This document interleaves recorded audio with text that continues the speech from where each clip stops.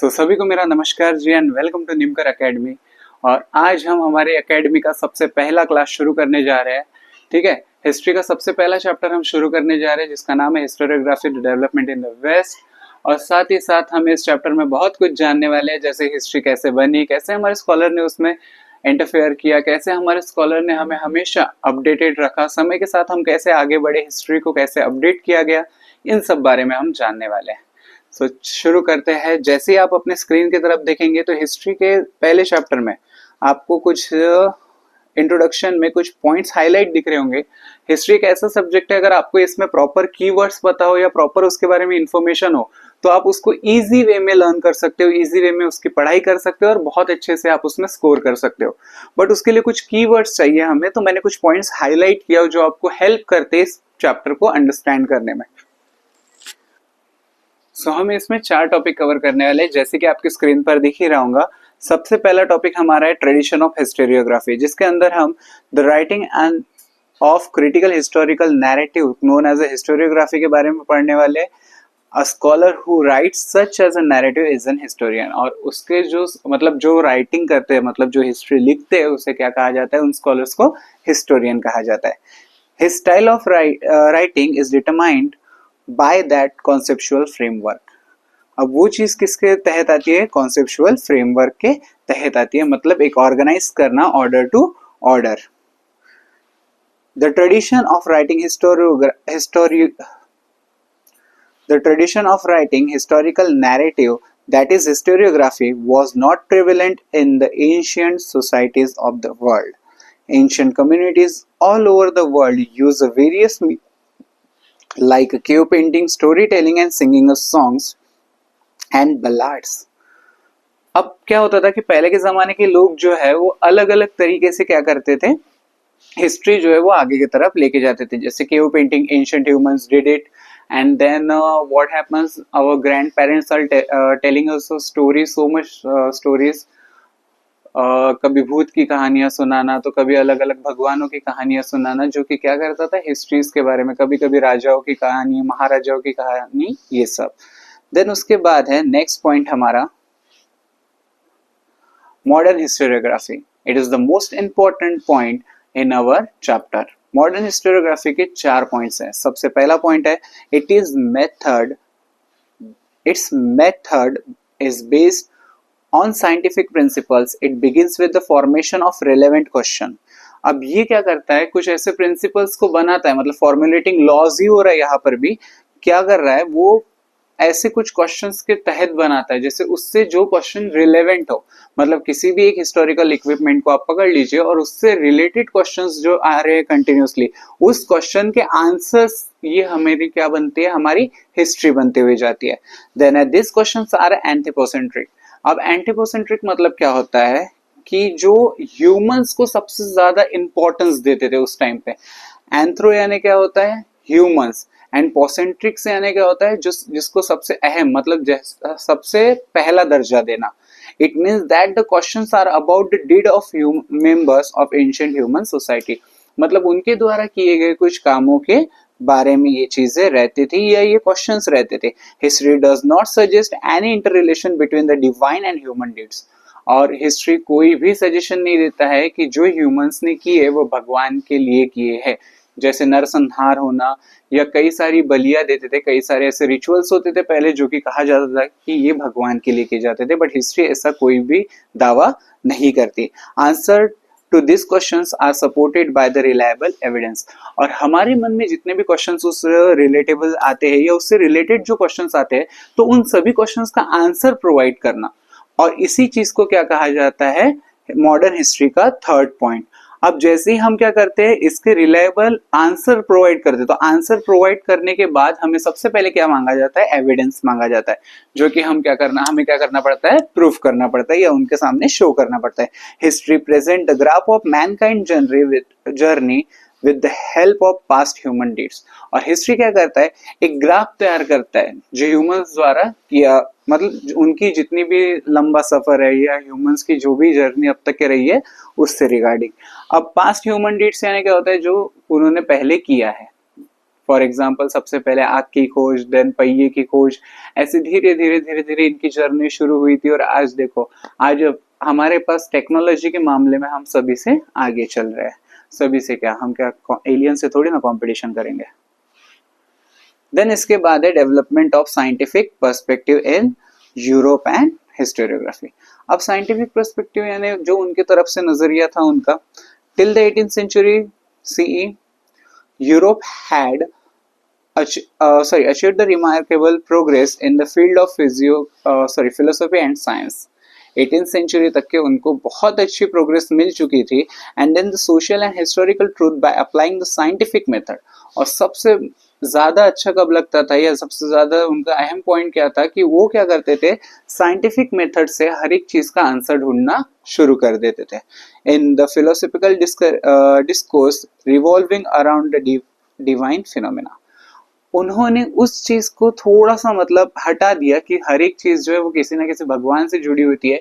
इन सभी चीजों को हटा के उन्होंने थोड़ा सा अहम महत्व किसको देना शुरू कर दिया, साइंटिफिक तरीकों को। German university also become the centres of historical studies. और जर्मन यूनिवर्सिटीज जो है वो हिस्टोरिकल स्टडीज का सेंटर बन गई। Then our next point is notable scholars. अब स्कॉलर्स यानी क्या, आपके क्लास में भी कोई ना कोई टॉपर होगा ही, तो उसे क्या कहा जाता है, स्कॉलर्स कहा जाता है, जो कि उस फील्ड में सबसे ज्यादा महारत हासिल करके बैठा है। ठीक है, जैसे आपके सामने कुछ नाम शो हो रहे हैं, Rene Descartes, Voltaire, George William, Frederick Hegel, Leopold von Ranke, Karl Marx, Annales schools and feminist historiography. हाँ, इस चैप्टर में हम उन दो साइंटिस्ट के बारे में भी डिस्कस करने वाले हैं जिन्होंने एनल स्कूल्स ओपन किया था। देन है फेमिनिस्ट हिस्टोरियोग्राफी, जिसमें जिस पर्सन का जिक्र किया गया है इस टॉपिक में, हम उसके बारे में भी डिस्कस करने वाले हैं। एंड देन है माइकल फुकॉल्ट के बारे में जानेंगे। सो सबसे पहला पॉइंट है objective of understanding the chronology of the past event and their interconnection. अब what is mean by chronology, ऐसी कौन सी चीज है जो क्रोनोलॉजी होती है। अब हिस्ट्री में कई सारी ऐसी चीजें हुई है जो क्रम वाइज नहीं है। मतलब आपको मैं अगर बताऊं तो कोई घटना जो है वो 1920 में हुई है, कोई घटना जो है 1930 में, और कोई घटना जो है 1940 में हुई है। तो उसे क्रम वाइज लगाने का काम ही, या उसे क्रम वाइज अरेंज करके आपके सामने प्रेजेंट करने का काम ही क्रोनोलॉजी होता है। इसी के साथ नेक्स्ट पॉइंट हम देखेंगे कि past event and their interconnection. What is the meaning of interconnection, because every event is interconnected with another event. मतलब हर एक इवेंट जो है वो किसी ना किसी इवेंट के साथ क्या होता है, कनेक्टेड होता ही है। अब हम देखेंगे नेक्स्ट पॉइंट हमारा physical and natural science and the empirical method, laboratory method of experiment and observation. अब फिजिकल एंड नेचुरल साइंसेस यानी क्या कि हमें कोई सबूत मिले, कोई चीज मिले है, तो हम क्या, आज हमारा साइंस इतना डेवलप है कि हम उस चीज को क्या कर सकते हैं, आराम से क्लैरिफाई कर सकते हैं और उसके बहुत अच्छे तरीके से रिजल्ट या एक ऑब्जर्वेशन के थ्रू अच्छी रिपोर्ट हम बना सकते हैं। ठीक है, तो एम्पिरिकल मेथड यानी ऐसी मेथड जो लैबोरेटरिकली मतलब पूरी तरीके से साइंटिफिक होती है और जिसका प्रॉपर ऑब्जर्वेशन करने के बाद ही आपके सामने रिपोर्ट लाई जाती है। देन नेक्स्ट है फॉर्मुलेटिंग लॉज। अब क्या होता है कि जब कई सारी चीजें हमें पता चलती है, हिस्ट्री के बारे में पता चलती है, या हिस्ट्री की कुछ चीजें हमें जो हमारे सामने आती है, या इन्वेंशन या रिसर्च के थ्रू हमारे सामने आती है, तब हमें क्या होता है, हम उसके ऊपर फॉर्मुलेटिंग लॉज करते हैं। अब फॉर्मुलेटिंग का मतलब क्या होता है, बनाना। फॉर्मुलेटिंग यानी क्या होता है, बनाना। लॉज यानी अलग अलग टाइम के उसके प्रिंसिपल्स हम बना सकते हैं, उसकी डेफिनेशन हम बना सकते हैं, या उसके इफेक्ट, साइड इफेक्ट, इन सभी के बारे में जो हम इंफॉर्मेशन आपको प्रोवाइड करते हैं उसे ही कहा जाता है formulating laws. Next point is in their next paragraph you can see, उसमें मेंशन किया गया है कि हिस्ट्री जो है, ठीक है, वो हम सिर्फ क्या कर सकते हैं, एक तरीके से अज्यूम कर सकते हैं। क्या कर सकते हैं, अज्यूम कर सकते हैं। मतलब हम उस लॉस को फॉर्मुलेट कर सकते हैं, बट वो पूरी तरीके से 100% ट्रुथ रहेगा इसकी कोई भी गारंटी नहीं होती, क्योंकि हिस्ट्री वो चीज है जो पहले बीत चुका है, और बीत चुका होने के कारण हम उस जगह पर प्रेजेंट नहीं होते हैं, जिसके कारण हम उन चीजों को क्या करते हैं, आपके सामने एक थ्योरी बेस पे लाते हैं। प्रैक्टिकल बेस पे उसको लाना पॉसिबल नहीं है। और थ्योरी बेस पे कौन सा लाता है, in respective the time and space. Then what is the meaning of irrespective of the time and space. अब टाइम एंड स्पेस का इरेस्पेक्टिव होना मतलब क्या होता है कि किसी भी प्रकार की 100% श्योरिटी ना देते हुए उस चीज में जितना ज्यादा रिसर्च करके आपको एक फाइनल रिपोर्ट तैयार कर दी जाती है उस जगह के समय और लोकेशन के हिसाब से। Then next point is language and scripts of the historical documents. अब लैंग्वेज और स्क्रिप्ट अगर हमें मिली है कोई हिस्टोरिकल डॉक्यूमेंट की तो स्पेशल सी बात है कि हमें पढ़ना आएगा नहीं ना, क्योंकि हर एक जगह की लोकल लैंग्वेज अलग होती थी, हर एक जगह में कई सारी ऐसी चीजें होती थी जो फुल्ली डिफरेंस होती थी। तो ऐसे टाइम पर क्या होता था कि एक एक्सपर्ट होता है, मान के चलिए कि अगर मुझे संस्कृत पढ़ना है बट मुझे पढ़ना नहीं आता तो मैं क्या किसकी हेल्प लूंगा, मेरे टीचर की हेल्प लूंगा या ऐसे एक पर्सन की हेल्प लूंगा जिसे संस्कृत आती है। या फॉर एग्जाम्पल अगर हिस्टोरिकल डॉक्यूमेंट मिला कोई मुझे, छत्रपति शिवाजी महाराज इनके समय का कोई कॉइन मिलता है या सिक्का मिलता है, तो मैं क्या करता हूँ उसको मैं नहीं पढ़ पाऊंगा या मुझे प्रॉपरली पता नहीं रहेगा उसकी वैल्यू क्या है, तो मुझे उसको दिखाना पड़ेगा, एक एक्सपर्ट को दिखाना पड़ेगा। और उस एक्सपर्ट के द्वारा क्या होता है उस चीज की जांच होती है, उसके ऊपर 2-3 बार रिसर्च होती है और फिर फाइनल रिपोर्ट आपके सामने लाई जाती है। Then my next point is that experts can examine the authenticity of the document by using criteria such as lettering style, author style of writing, manufacturing, date and type of paper, stamps and authority। मतलब कई सारी चीजों को examine करने के बाद ही कोई भी एक्सपर्ट जो है वो आपको क्या करता है उसके प्रॉपर रिपोर्ट या रिजल्ट डिक्लेयर करता है। देन उसके बाद है रिलेवेंट हिस्टोरिकल रेफरेंसेस। अब सर रिलेवेंट हिस्टोरिकल रेफरेंसेस यानी क्या, तो कई सारी ऐसी चीजें होती है जो हमारे सामने आती है जो उससे जुड़ी हुई रहती है। फॉर एग्जाम्पल छत्रपति शिवाजी महाराज इनके समय की कोई ना कोई, जैसे अभी सबसे फेमस है बागनक, ये चीज क्या है एक तरीके का रेफरेंस है। कौन से जमाने का रेफरेंस है, ये छत्रपति शिवाजी महाराज के साम्राज्य का रेफरेंस है, जब उनका राज चलता था, जब उन्होंने अफजल खान इनका वध किया था वो तब की बात है। और ये चीज हमें उनके तरफ क्या करती है, सीधा सीधा एक डायरेक्शन देती है, हमारी थिंकिंग को डायरेक्शन देती है, हमारी बातों को डायरेक्शन देती है एक सही आंसर की तरफ। देन आप स्क्रीन की तरफ ध्यान से देखेंगे तो हिस्टोरिकल रिसर्च मेथड, कई सारी हिस्टोरिकल रिसर्च मेथड है जिनके अंदर कुछ ना कुछ हिस्टोरिकल रिसर्च मेथड मैं आपके सामने बुक्स के हिसाब से लाया हूं। Examining relevant reference of the available historical information. अब एग्जामाइन करना यानी क्या होता है, एग्जामाइन करना यानी उसे साइंटिफिकली चेक करना, उसको नेचुरली चेक करना, दोनों तरीके से हम उसे चेक कर सकते हैं। ठीक है, कई बार हम लोकेशन पे जाके उसे एग्जामाइन करते हैं कि एक्चुअल में वो चीज वहां प्रेजेंट थी या नहीं थी, है ना। उसके बाद है नेक्स्ट पॉइंट मेरा, collecting historical information highlight the process and that lead to historical transition carrying out comparative analysis. अब सर ऐसे टाइम पर क्या होता है कि जो हमारे हिस्टोरिकल इंफॉर्मेशन होती है उसे हम कलेक्ट करते हैं, ठीक है, और उसमें से क्या करते हैं, जैसे मैंने 10 पेज की इंफॉर्मेशन कलेक्ट किया, अब मुझे 10 के 10 पेज की इंफॉर्मेशन की जरूरत पड़ेगी क्या, नहीं पड़ेगी। मैं क्या करूंगा उसमें से जो इंपॉर्टेंट है, जो मेरी रिसर्च के लिए जरूरी है, मैं उसको हाईलाइट करूंगा या उसको अलग कर दूंगा वहां से, और देन क्या करूंगा उसको आगे की तरफ सेंड करूंगा, क्योंकि मुझे क्या करना है, एक प्रॉपर रिसर्च करना है। मैं सभी पूरे डाटा के साथ प्रॉपर रिसर्च कर पाऊंगा क्या, नहीं कर पाऊंगा। कलेक्टिव हिस्टोरिकल इंफॉर्मेशन जो कि हमें क्या करती है, हम कई सारे बार रिसर्च करने के लिए जाते हैं, हम अगर कोई एक हमें टॉपिक मिल गया कि हमें किसी फोर्ट के बारे में इंफॉर्मेशन कलेक्ट करनी है, तो वैसे टाइम पर हम क्या करेंगे कि बहुत सी जगहों पर जाएंगे या फिर किसी एक फोर्ट पे जाके उसकी बहुत सारी इंफॉर्मेशन लेके आएंगे।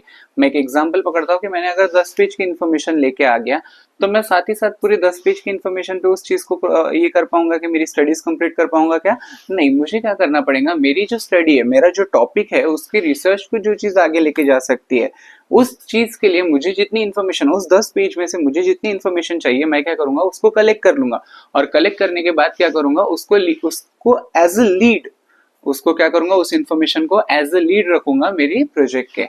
और देन उसके बाद है comparative analysis, carrying out comparative analysis. Comparative analysis मतलब ऐसी एनालिसिस, कभी कभी क्या हो जाता है, हमें सेम टाइम पर सेम जगह पर दो या दो से ज्यादा अधिक सेम दिखने वाली चीजें मिल जाती है, कभी कभी डिफरेंट चीजें मिल जाती है, तो उसके ऊपर एक वैल्यूएबल टेस्ट करने, मतलब लैब टेस्ट के बाद जो रिजल्ट्स आते हैं, और उसी एनालिसिस को क्या बोला जाता है, comparative analysis. Understanding the references regarding time and space of the given historical event and also various conceptual framework used in the historical research method. अब रेफरेंस अंडरस्टैंडिंग करना यानी क्या होता है कि उसको समझो, रेफरेंस आपको क्या बताना चाहता है, रेफरेंस आपको बहुत सी चीजें बता सकता है। फॉर एग्जांपल मैंने जो बागनक की बात किया था उसके बारे में बताऊंगा, तो उसी के बारे में टॉपिक को पकड़ लेते हैं कि बागनक हमें इसके बारे में बताता है कौन से राजा के समय वो था, कौन सी चीजें उसके टाइम पे यूज हुई, कैसे उसको यूज किया गया, किसके खिलाफ यूज किया गया, वो इंडिया में था देन इंडिया से बाहर कैसे गया, इन सभी चीजों की स्टोरी कौन बता रहा है हमें, बागनक। तो एक बार हमें क्या करना पड़ता है, जो रेफरेंस हमें मिले उसकी स्टोरीज को क्या करना पड़ता है, अंडरस्टैंड करना पड़ता है। आफ्टर द अंडरस्टैंडिंग हम क्या करते हैं, उस चीज को एक कॉन्सेप्चुअल फ्रेमवर्क में उतारते हैं। अब कॉन्सेप्चुअल फ्रेमवर्क यानी क्या होता है कि आप आपका जन्म हुआ, जन्म होने के बाद आप बच्चे थे, बच्चे होने के बाद आप बड़े हुए, धीरे धीरे आपकी शादी हुई, फिर शादी होने के बाद आपके बच्चे हुए। अब ये चीज कैसे चल रही है, एक कॉन्सेप्चुअल फ्रेमवर्क मतलब एक क्रम के हिसाब से चल रही है। और ऐसे समय पर अगर मैं आपको बोल दूं कि आपके बच्चे हुए, देन आपका जन्म हुआ, देन आपकी शादी हुई, ये चलेगा क्या, नहीं। तो उस कॉन्सेप्चुअल फ्रेमवर्क का मतलब ही वही होता है कि उसको पूरे ऑर्डर के साथ ऑर्गेनाइज करना। Then the next point is formulating relevant questions in the view of historical references. अब कई बार ऐसा होता है कि एक हिस्टोरिकल रेफरेंस हमें मिलने के बाद हमारे मन में क्या आते हैं, क्वेश्चंस आते हैं जिसका आना जायज है, और उन क्वेश्चंस के आंसर्स को ढूंढना, उन क्वेश्चंस के बारे में जानना, इसी को क्या कहेंगे, formulating relevant questions. The next is the formulating hypothesis. अब formulating hypothesis यानी क्या होता है, formulating यानी बनाना, और hypothesis यानी एक परफेक्ट डॉक्यूमेंट जो कि डीप रिसर्च के बाद बनाया गया, और वो स्टेटमेंट या वो डॉक्यूमेंट आपके सामने पब्लिश किया जाता है by references, by so many scholars. ठीक है, इन सभी के रेफरेंस या इन सभी के वेरिफिकेशन के बाद ही कोई चीज आपके सामने लाई जाती है। देन हम देखेंगे critically examine the various source of history. अब क्रिटिकली एग्जामाइन करना यानी क्या होता है कि समय के साथ साथ उस समय जब एग्जामाइन होता था या उस समय जो चीजें चेक होती थी, ऑब्जर्वेशन में रखी जाती थी, तो उस टाइम टेक्नोलॉजी का उतना अभाव नहीं था, उस टाइम टेक्नोलॉजी उतनी उन्नत नहीं थी जिसके कारण कुछ टेस्ट हो सके। तो हम क्या करते हैं, समय के साथ साथ उस अलग अलग उसमें रिसर्च करना, उस टॉपिक पे अलग अलग टेस्ट करना, जिसके कारण हमें और हमारे आने वाली जनरेशन को क्या होता है, एक प्रॉपर इंफॉर्मेशन मिलती है, जिसके कारण हम हमारी दिशा भूलनी होती है और हमें एक प्रॉपर डायरेक्शन मिलती है हिस्ट्री पढ़ने के लिए। The next is there are also so many historical research method जो कि हमें बहुत यूजफुल होती है। Archaeology, you know that there is three main historical research method, there is three main historical research method.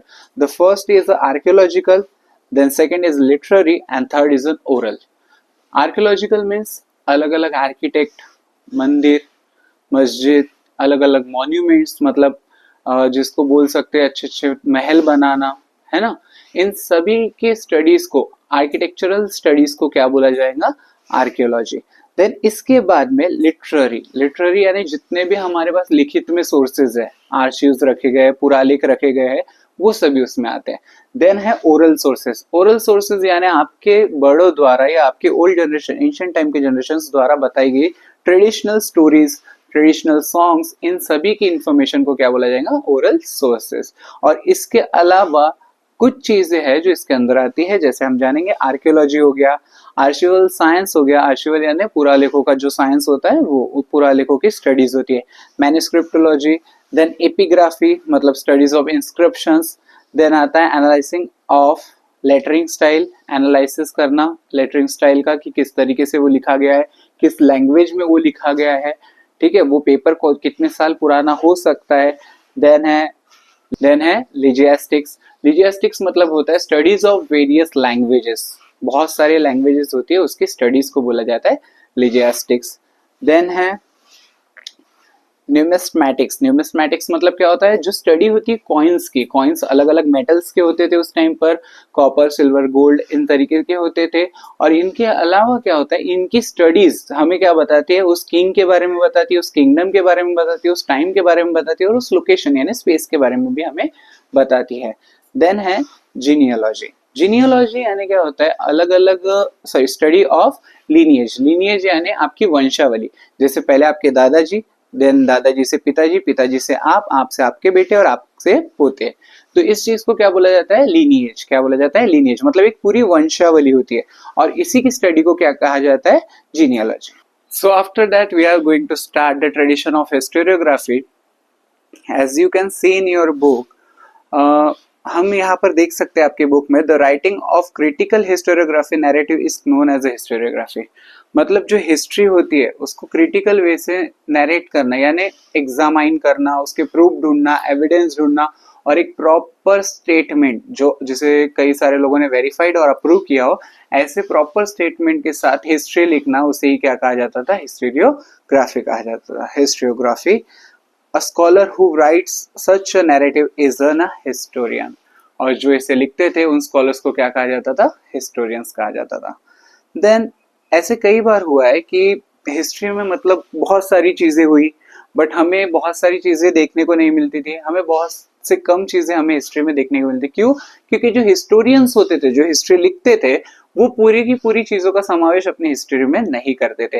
वो सिर्फ उतनी ही चीजों का समावेश करते थे जितनी आपको नीड है। और गवर्नमेंट, आपकी जो गवर्नमेंट रहती है, वो क्या करती है, आपकी एज वाइज उस हिस्ट्री को थोड़ा थोड़ा आपको प्रोवाइड करती है। क्योंकि फर्स्ट की हिस्ट्री में और 10th की हिस्ट्री में बहुत फर्क होता है। क्योंकि जितनी आपकी कैपेबिलिटी होगी और जैसे जैसे आप 10th के आगे, जब ग्रेजुएशन लेवल या 11th-12th के लेवल के बाद ग्रेजुएशन लेवल में जब आप जाते हो, तब धीरे धीरे क्या होगा, आपको हर एक चीज का डीप नॉलेज मिलना शुरू हो जाएगा। Then had the tradition of writing historical narrative, that is a historiography, was not prevalent in the ancient society of the world। अब वो जो चीज है वो उन्होंने अपने तक ना रखते हुए सभी को पूरे वर्ल्ड में बांट दी गई है। क्यों? क्योंकि आपके जो एंशियंट पीपल्स थे या आपके जो पूर्वज लोग थे, ग्रैंडफादर, ग्रैंड पेरेंट्स, वो चाहते थे कि आपको हिस्ट्री पता चले, वो चाहते थे कि आपको हिस्ट्री के बारे में पता चले। देन उसके बाद है, ancient communities all over the world used various means like a cave painting, storytelling and singing the song and ballads। मतलब उन लोगों ने अलग अलग मीन्स का यूज किया, मतलब अलग अलग चीजों का यूज किया आप तक की हिस्ट्री पहुंचाने के लिए। जैसे केव पेंटिंग्स हो गया, अलग अलग पेंटिंग्स हो गया, आर्कियोलॉजिकल स्ट्रक्चर्स हो गया, इसके बाद ओरल सोर्सेज हो गए, जैसे कि यहाँ पर दिख रहा है ओरल सोर्सेज में क्या है, singing a song, story telling, ballads. ये सब जो चीजें हैं वो आप तक के पहुंचे, हिस्ट्री आप तक के पहुंचे, इसलिए आपके एंशिएंट लोगों ने, मतलब एंशिएंट पीपल्स ने और आपके ग्रैंड पेरेंट्स ने बहुत अलग अलग तरीके से उसको क्या किया है, यूज किया है, जिसके कारण हिस्ट्री आप तक के पहुंचे और हिस्ट्री किसी से भी छुप के ना रहे। इसके बाद हम देखेंगे लूव्र म्यूजियम के बारे में। इसका प्रॉपर प्रोनाउंसिएशन है लूव्र म्यूजियम। ठीक है, लूव्र म्यूजियम। अब लूव्र म्यूजियम के बारे में जब हम जानते हैं तो यहाँ पर एक पिक दी गई है, डू यू नो करके हमें एक पिक दी गई है। The above picture show a fragment of earliest inscription. Fragment यानी क्या होता है, उसका एक हिस्सा, टूटा हुआ एक हिस्सा होता है, ठीक है, जो हमें यहाँ पर दिखाई दे रहा है। The forward marching file of soldiers holding shield and spears is seen here, the general is in front. मतलब वहां पर क्या दिख रहा है कि बहुत सारे सोल्जर्स है जिन्होंने शील्ड ऐसे पकड़ के रखी है, होल्ड करके रखी है, और जो जनरल है वो उनके सबसे आगे में है। The tradition of recording historical event can be traced back to Sumer civilisation in Mesopotamia. Mesopotamia का नाम सबसे ज्यादा अच्छा लगता है मुझे सुनने में, क्योंकि वो चीज एक्चुअल में बताओ तो ये ना कहीं इजिप्ट से जुड़ी है। इजिप्ट मतलब, इजिप्ट आप सभी को पता है, इजिप्ट मतलब ही मम्मी होता है, और मम्मी वहां पर जो है वो मेरा सबसे इंटरेस्टिंग टॉपिक होता था। जब भी कार्टून्स देखो या कुछ चीजें देखो तो वहां पे जो मम्मी होती थी पूरी पट्टियां वट्टियां बांध के, देन उसके बाद फिर उस चीज को जानने के लिए हम गूगल करते थे, और गूगल करने के बाद हमें और भी कई सारी चीजें पता चलती थी। फॉर एग्जाम्पल, मम्मी होने के बाद वहां पर 3-3 गीजा पिरामिड्स थे, बड़ा एक जो पिरामिड है उसे गीजा कहा जाता है। ये सब चीजें जो है ना वो एक इंटरेस्ट बनाती है, बस आपके अंदर जानने की एक क्षमता चाहिए या जानने की एक इच्छा चाहिए। देन इसके बाद इस पूरी फोटो में अगर मैं आपको सच सच बताऊं तो इस पूरे इसमें जो लूव्र म्यूजियम में रखा गया है फ्रांस में, उसमें आपको एक ही चीज बताई गई है कि इसमें 2 किंगडम्स की लड़ाई के बारे में बताया गया है। दोनों किंगडम्स जो है उसने आपस में लड़ाई की, और ये जो है वो कम से कम 4500 BCE है। मतलब इतनी पुरानी चीज है ये।